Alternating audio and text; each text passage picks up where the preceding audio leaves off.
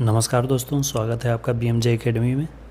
दोस्तों, Indian polity के पिछले वीडियो में हमने राष्ट्रपति की शक्तियों के अंतर्गत राष्ट्रपति की क्षमादान की शक्ति, जो कि अनुच्छेद 72 में वर्णित है, और राष्ट्रपति की कार्यपालिका शक्ति के अंतर्गत विभिन्न राजनीतिक पदों और विभिन्न आयोगों के अध्यक्षों की नियुक्ति की शक्ति को देखा।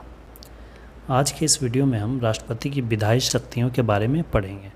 तो आइए दोस्तों, शुरू करते हैं। आइए राष्ट्रपति की विधायी शक्तियों को देखते हैं।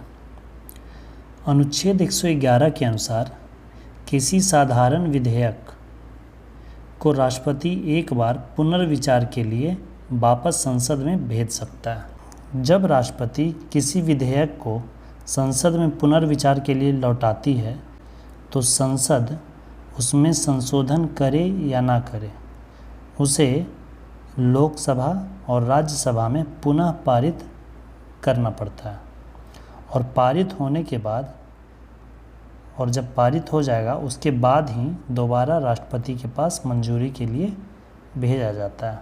जब राष्ट्रपति विधेयक को संसद में पुनर्विचार के लिए लौटाते हैं तो उसमें संशोधन हो या ना हो, उसे फिर से लोकसभा और राज्यसभा में फिर से उसे पारित करवाना पड़ता है, और जब दोनों सदन से पारित हो जाता है उसके बाद ही फिर राष्ट्रपति के पास दोबारा स्वीकृति के लिए भेजा जाता है।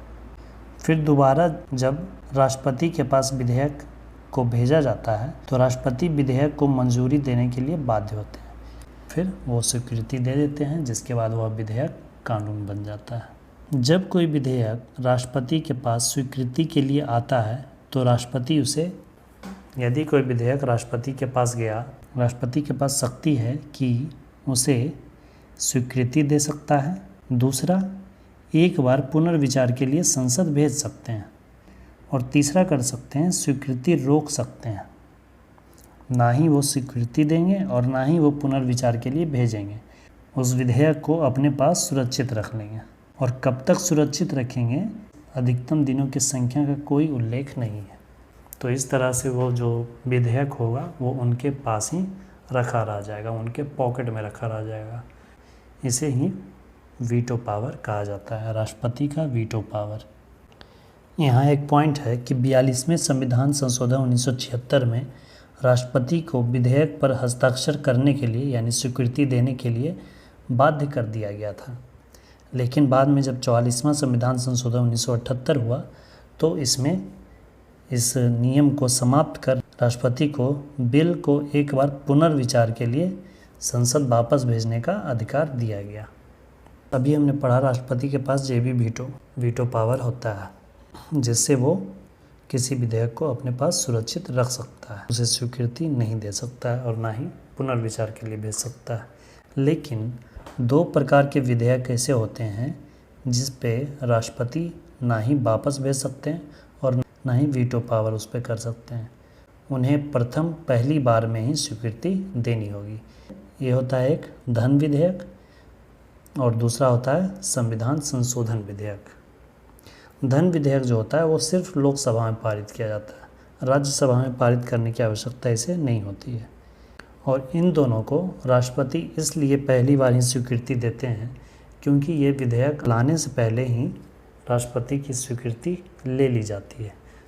ये देखिए यहाँ पे लिखा हुआ है, चूँकि धन विधेयक को लोकसभा में प्रस्तुत करने के पूर्व ही राष्ट्रपति की स्वीकृति लेनी होती है, इसलिए इस विधेयक को राष्ट्रपति वापस नहीं भेजते हैं। अनुच्छेद 200 के अनुसार राज्यपाल किसी विधेयक जो विधानसभा और विधान परिषद द्वारा पारित होती है उसको राष्ट्रपति के पास विचार के लिए भेज सकते हैं।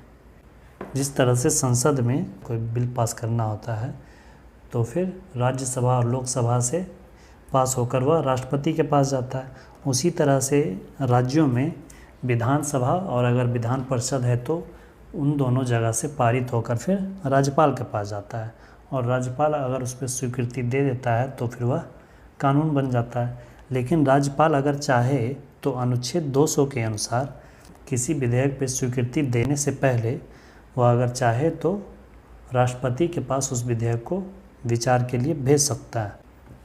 यदि राज्य विधानमंडल कोई विधेयक राष्ट्रपति के पास स्वीकृति के लिए भेजता है तो राष्ट्रपति स्वीकृति देने के लिए बाध्य नहीं होते हैं। कुछ विधेयकों को संसद में प्रस्तुत करने से पूर्व ही राष्ट्रपति की स्वीकृति लेनी होती है। कुछ विधेयक ऐसे होते हैं जो संसद में पेश करने से पहले ही, प्रस्तुत करने से पहले ही राष्ट्रपति की स्वीकृति लेनी होती है, जिनमें से पहला धन विधेयक जो कि अनुच्छेद 110 में है। दूसरा संचित निधि से जुड़ा कोई विधेयक, नए राज्य के निर्माण, नाम, क्षेत्र में परिवर्तन का विधेयक, भूमि अधिग्रहण, व्यापार की स्वतंत्रता को सीमित करने वाले विधेयक, करारोपण से संबंधित विधेयक जिसमें राज्यों का हित प्रभावित होता हो। इन विषयों से संबंधित विधेयक यदि संसद में प्रस्तुत करना हो तो राष्ट्रपति से पहले ही स्वीकृति लेनी होती है। राष्ट्रपति के पास संसद का सत्र बुलाने और सत्रावसान करने का अधिकार होता है। ये अनुच्छेद 86 में लिखा गया है।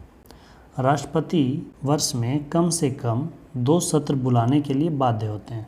किसी सत्र की अंतिम बैठक और अगले सत्र की पहली बैठक में 6 माह या अधिक का अंतर नहीं होना चाहिए। इसके अलावा अन्य विधायी शक्तियों में राष्ट्रपति अनुच्छेद 85 के अनुसार प्रधानमंत्री की सलाह पर 5 वर्ष होने के पूर्व ही लोकसभा भंग कर सकते हैं। राष्ट्रपति प्रत्येक आम चुनाव के बाद दोनों सदनों की पहली बैठक को संयुक्त रूप से संबोधित करने का अधिकार है। साथ ही प्रत्येक वर्ष की पहली बैठक को भी संयुक्त रूप से संबोधित करने का अधिकार है। और प्रत्येक वर्ष की जो पहली बैठक होती है उसे भी संबोधित करने का अधिकार राष्ट्रपति को है। राष्ट्रपति द्वारा दिया गया संबोधन मंत्रिपरिषद द्वारा तैयार किया जाता है, जिसमें सरकार के भावी कार्यक्रमों यानी भविष्य में जो कार्यक्रम की जो रूपरेखा तैयार किया है सरकार ने, वो भी उसमें शामिल होती है। अनुच्छेद 108 के अनुसार राष्ट्रपति दोनों सदनों की संयुक्त बैठक बुला सकता है। यदि कोई विधेयक है जो कि पारित नहीं हो पा रहा है, जिस पे रिजल्ट नहीं आ पा रहा है, तो राष्ट्रपति चाहें तो उसे एक संयुक्त अधिवेशन बुलाकर उस विधेयक का रिजल्ट कर सकते हैं। इस संयुक्त अधिवेशन को बुलाने की शक्ति राष्ट्रपति के पास है, लेकिन इसकी अध्यक्षता लोकसभा अध्यक्ष करते हैं। लेकिन यदि ऐसे में लोकसभा के अध्यक्ष ना हों और उपाध्यक्ष भी अनुपस्थित हों, तो राष्ट्रपति को यह अधिकार है कि किसी भी लोकसभा के सदस्य को, लोकसभा का कोई भी सदस्य को, किसी भी सांसद को अध्यक्षता सौंप सकते हैं। ठीक इसी प्रकार यदि राज्यसभा के सभापति यानी कि जो उपराष्ट्रपति होते हैं या उपसभापति अनुपस्थित हों, तो राज्यसभा के किसी भी सदस्य को राष्ट्रपति सभापति बना सकते हैं। अनुच्छेद 331 के अनुसार राष्ट्रपति लोकसभा में 2 आंग्ल भारतीय को मनोनीत कर सकते हैं, लेकिन अब यह रूल समाप्त कर दिया गया है 104वें संविधान संशोधन 2019 के द्वारा। इस नियम को कि 2 आंग्ल भारतीयों को मनोनीत करने का जो अधिकार था राष्ट्रपति का, उसके लिए जो आरक्षण था, 2 आंग्ल भारतीयों के लिए जो आरक्षण था, उसे निष्प्रभावी कर दिया गया है 104वें संविधान संशोधन 2019 के द्वारा। इसके अलावा राष्ट्रपति के पास शक्ति होती है कि राज्यसभा में 12 व्यक्तियों को मनोनीत कर सकते हैं। राज्यसभा में 12 सदस्यों को मनोनीत करने का अधिकार राष्ट्रपति के पास होता है। इसके अलावा अनुच्छेद 123 1, 2, 3 के अनुसार, ये भी मोस्ट इम्पॉर्टेंट है, अध्यादेश जारी करने की शक्ति। अनुच्छेद 123 के अनुसार यदि संसद सत्र ना चल रहा हो, संसद सत्र उस समय ना चल रहा हो और उस समय कोई अत्यंत आवश्यक कानून को पारित करना हो, कोई ऐसा कानून हो जो कि अति आवश्यक हो, उसे जल्द से जल्द पारित करना हो उसे, तो ऐसे में उसके लिए राष्ट्रपति अध्यादेश जारी कर सकते हैं। अध्यादेश जारी करने का मतलब हुआ कि राष्ट्रपति घोषणा करते हैं किसी कानून के बारे में और वो कानून लागू हो जाता है, लेकिन 6 सप्ताह के भीतर संसद से स्वीकृति हो जाना चाहिए। दोस्तों, आज के वीडियो में बस इतना ही। इसके अगले वीडियो में हम राष्ट्रपति की न्यायिक शक्ति, सैन्य शक्ति, वित्तीय शक्ति, आपात शक्ति के बारे में पढ़ेंगे और इसके अलावा जो अवशिष्ट शक्तियां हैं उसके बारे में भी हम देखेंगे। वीडियो कैसी लगी ज़रूर कमेंट करें। आई होप कि वीडियो आपको पसंद आई हो और आपके लिए हेल्पफुल हो। धन्यवाद दोस्तों। जय हिंद।